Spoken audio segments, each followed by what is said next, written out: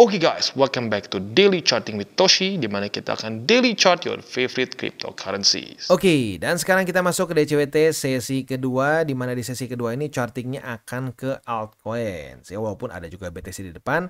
Dan hari ini kita harus ada bahas resiko volatility lagi. Pada malam ini akan keluar banyak data penting dan besok subuh juga ada yang penting ya. Langsung aja. Yang pertama kita akan ada ADP non-farm employment change ya. Dan ini juga akan langsung disusul 15 menit setelahnya initial jobless claim. Dua hal ini penting karena langsung berhubungan dengan tingkat pengangguran di US ya. Lalu lebih malamnya lagi akan ada S&P Global Services PMI dan juga akan ada ISM Non-Manufacturing PMI dan Prices.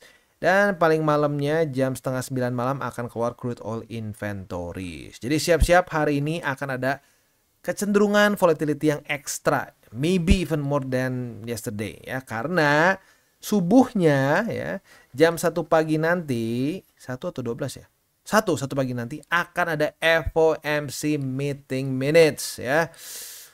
Gila ya, benar-benar dibombardir dengan berbagai macam news dari US. Jadi ya siap-siap akan ada terjadi volatility yang lumayan hari ini sampai ke subuh gitu ya. Buat lo yang pegang posisi futures, gue ingetin lagi, dekat-dekat ke jam penting ini, pertimbangkan untuk tutup posisi kalau belum kena target TP. Kalau udah kena target TP ya nggak usah dipikirin, udah beres ya. Nah, sekali lagi ya, kenapa ya bang, kok jadi datanya nggak sesuai ya? Maksudnya kayak gini ya, nggak sesuai tuh. Initial jobless claim misalkan. Biasanya kalau dia tinggi, itu biasanya akan membuat indeks dolar cenderung melemah. Tapi kadang-kadang bisa kebalikan. Kayak ini di bawah tapi bisa membuat market tetap drop. Kok bisa market malah naik. Ya, jadi gini ya, sekali lagi fundamental dalam beberapa minggu sampai bulan ke belakang itu jadi ngawur ya. Data jelek buat indeks dolar malah membuat kripto juga ikutan turun, sama-sama drop bareng indeks dolar, which is weird ya. Nah, tetapi lagi-lagi penjelasan yang gue bisa berikan ke lu adalah data-data di US membuat orang banyak yang sedikit mulai panik nih. Banyak yang udah mulai, aduh ini apakah ekonomi kita akan baik-baik saja? Apakah kita akan masuk resesi? Atau even worse, kita bisa masuk ke stagflation ya, which is itu bukan stagnan ya. Stagflation itu even worse than recession menurut gua ya. Ya bukan cuma menurut gua sih. Ya faktanya lebih buruk ya. Nah, jadi karena itu makanya jadi random. Makanya kalau gua pribadi melihatnya gini aja deh. Dekat-dekat jam segini siap-siap volatility. Kemana? Ya lihat aja lah dia bawanya kemana ya. Tapi hari ini pokoknya sekali lagi gue ingatkan, packed. Hari ini ada 5, besok subuh akan ada 1 dan maha penting yaitu FOMC meeting minutes. Besoknya tentu kita akan bahas ya detailnya seperti apa hasil si meetingnya. Nah udahnya sih ke sorenya nggak ada apa-apa ya. Jadi itu mungkin yang paling penting yang harus kita persiapkan ke besok ya. Next, kita akan bahas sedikit mengenai TA. Kondisinya lebih parah dibandingkan dengan tadi pagi ya. Kita bisa lihat di sini Bitcoin kalau tadi pagi kan masih ya di 61 something ya. Mulai nge-retest 60.800. Sekarang udah di 60.500. Bahkan week terendahnya sampai di 60.268 ya. Wow.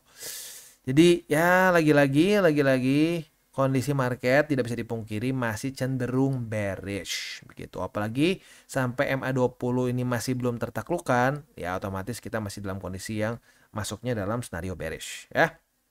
Oke. Next kita akan lihat indeks dolar. Indeks dolar di sini dia uniknya cenderung turun sebenarnya atau stuck lah, nggak kemana-mana ya. Nah BTC dan kripto turun artinya demand dari kripto turun. Begitu. Nah, kenapa bisa seperti itu? Seperti yang gue bilang, dalam kondisi liquidity kecil ya atau liquidity rendah dan juga di waktu bersamaan ketidakpastian fundamental di US itu akan membuat orang-orang untuk cenderung lebih takut. Saat orang takut, aset apa yang pertama dibuang? Aset yang beresiko tinggi. Nah, kripto suka nggak suka masuknya adalah ke aset yang ya resiko tinggi. Nah, makanya dampaknya akan terasa lebih di kripto begitu ya.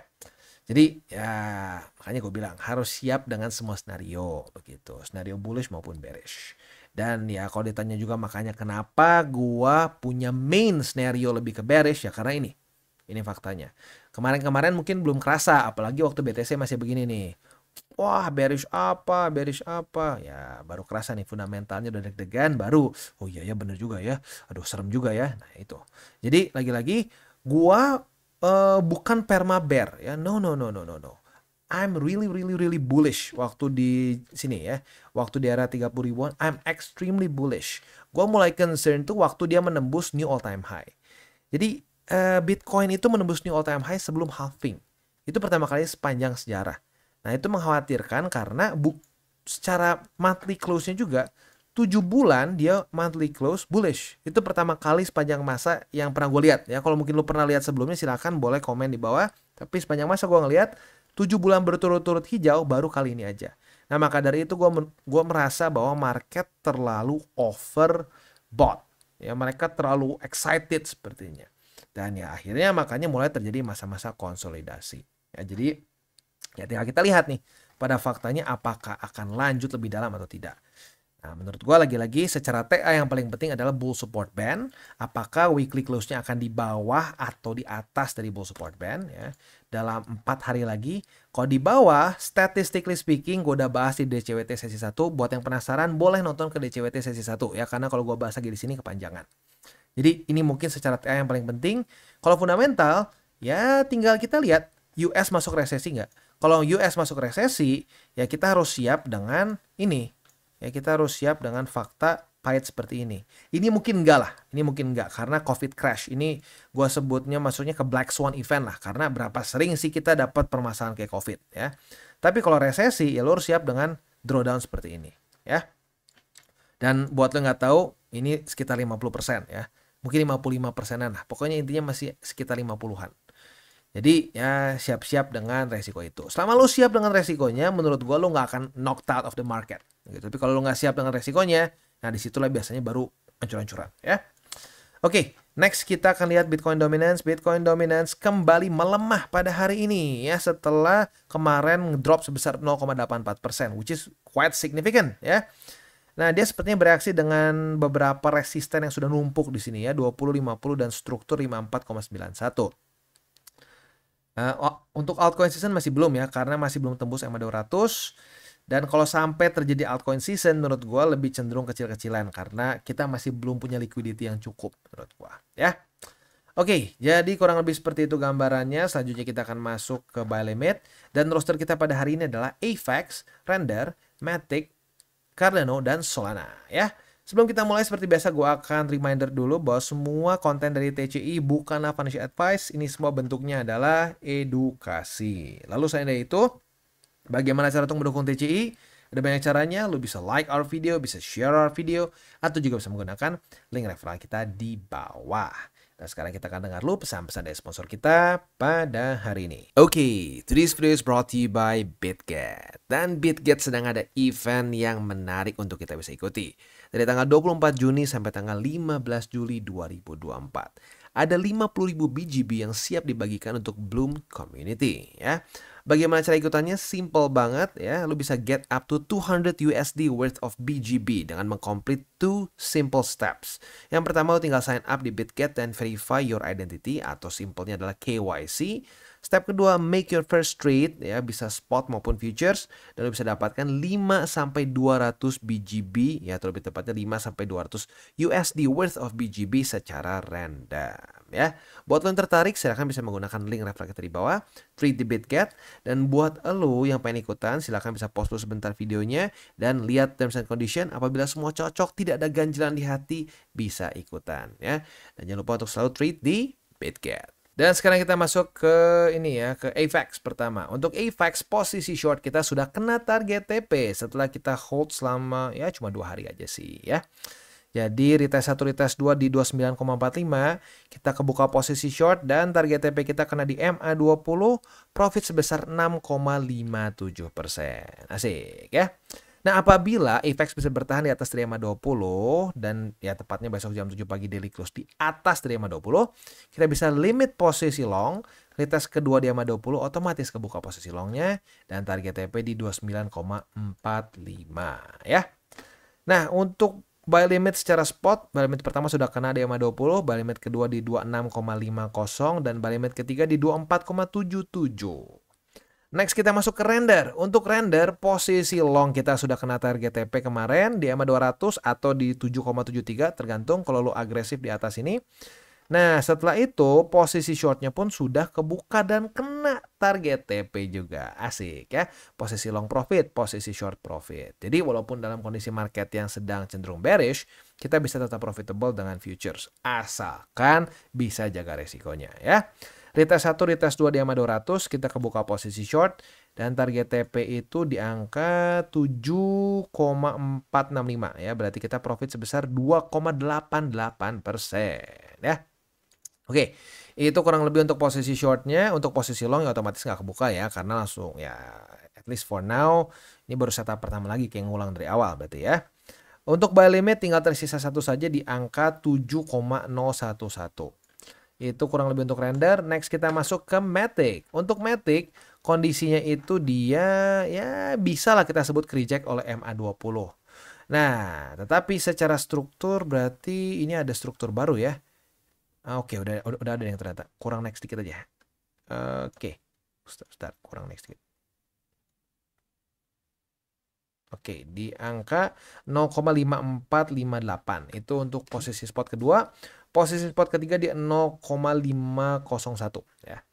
Untuk futuresnya, apabila terjadi retest 1, retest 2 di 0,545, kita bisa buka posisi long dengan target TP di MA20. Next kita masuk ke Cardano. Untuk Cardano dia kemarin rally sebesar 4,15% ya. Sudah 3 hari berturut-turut rally nih. Nah, pertanyaannya adalah apakah Cardano bisa mereclaim lagi MA50 atau tidak? Ini nggak ke ini ya. Strukturnya belum kelut di Cardano nih. Oke, sedikit error ya. Oke, jadi untuk sekarang kita lihat dulu aja apabila dia ini ada beberapa struktur baru sebenarnya harusnya ya. Kalau di sini jadi untuk sekarang posisi spotnya buy limit kedua di EMA 20 dan ketiga di 0,3731 ya. Nah, untuk posisi futuresnya apabila terjadi retest 1, retest 2 di EMA 20, kita bisa buka posisi long dengan target TP yang nanti masih under construction di sini ya. Oke, tadi sedikit error ya. Kita langsung lanjut lagi ke Solana. Untuk Solana kita bisa lihat di sini dia sempat reclaim di 148,42 dan sekarang koreksi lagi. Jadi kemarin ngepump 5%, sekarang ngedam lagi 5,47% ya. Nah, jadi untuk posisi spotnya berarti buy limit pertama udah kena, buy limit kedua di 144,14 dan buy limit ketiga di MA20. Nah, untuk posisi futuresnya kita lihat nih, dia berhentinya di mana. Kalau sampai dia besok daily close bisa di atas dari 148,42, maka kita bisa limit posisi long. Nah, target TP-nya bisa di struktur baru nih di sini, di angka 153,86. Tapi sekali lagi dengan syarat kalau dia daily close di atas dari 148,42 ya. Oke, next kita udah beres. Oke, itu kurang lebih untuk DCWT sesi kedua. Sekali lagi gue ingatkan buat lo yang pengen buka posisi futures, ingat malam ini akan keluar 5 data penting dari US mulai dari jam 9:15 sampai jam 9:30 ya. Dan jangan lupa nanti subuh akan keluar FOMC minutes ya, atau meeting minutes lebih tepatnya. Nah, di sini kita lihat nih hasilnya seperti apa. Kalau dia mengeluarkan data-data yang hawkish atau mengeluarkan statement-statement yang hawkish, ya sudah siap-siap market kemungkinan bisa lanjut lebih dalam lagi. Dan arguably ini bisa dibilang adalah suatu front running. Jangan-jangan market sedang mencoba untuk front running bahwa datanya jelek. Ya, lagi-lagi itu masih belum bisa dikonfirmasi. Tapi ya, lu bisa kerasa sendiri momentumnya cenderung lebih bearish. Kita lihat besok daily close-nya seperti apa. Kalau di bawah dari struktur, berarti ada kemungkinan Bitcoin bisa lanjut membuat lower low ya. Oke, sebelum kita tutup seperti biasa gue ingatkan 3 golden rules. Jangan pakai uang panas, jangan over leverage, dan berpikirlah jangka panjang. Oke guys, jadi itu adalah akhir dari segmen DCWT kita pada hari ini. Dan jangan lupa bagi kalian yang merasakan manfaat dari segmen ini, jangan lupa untuk share ke teman-teman kalian. Dan apabila lu pengen mensupport channel kita, ya TCI, jangan lupa untuk menggunakan link referral kita di bawah. Nggak wajib ya, tetapi apabila lu menggunakan link referral kita di bawah, ada macam-macam ya, dari Bybit, Huobi, Maxi, toko kripto, dan banyak lagi ya. Ya, walaupun nggak wajib, tapi kalau menggunakan link referral kita, lu secara langsung membantu perkembangan dari TCI. Dan satu lagi, jangan lupa juga untuk join Telegram group kita, di mana kita bisa ngobrol-ngobrol santai mengenai dunia cryptocurrency secara dua arah. So, jangan lupa untuk like, subscribe, click the bell icon, and see you on the next video.